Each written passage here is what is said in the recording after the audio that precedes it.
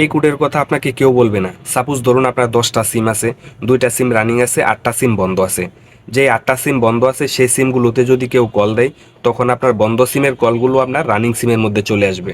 তো কিভাবে কাজটা করবেন চলুন আমি সহজভাবে আপনাদেরকে দেখিয়ে দিচ্ছি।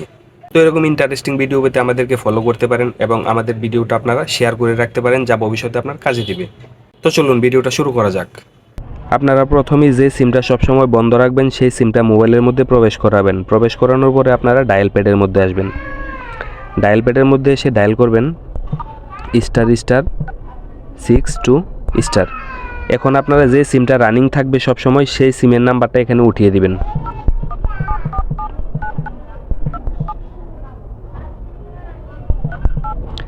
দিয়ে তারপরে হ্যাশ ডায়াল করে দিবেন। তো হ্যাশটা দেওয়ার পরে আপনার যে ডায়াল বাটনটা আছে ডায়াল বাটনের মধ্যে জাস্ট ডায়াল করে দিবেন। ডায়াল করে দিলে এখন থেকে আপনাদের বন্ধ সিমটা যদি আপনারা বন্ধও করে দেন, সিমটা খুলে ফেলেন মোবাইল থেকে, এই সিমের প্রত্যেকটা কল আপনাদের রানিং সিমের মধ্যে চলে যাবে।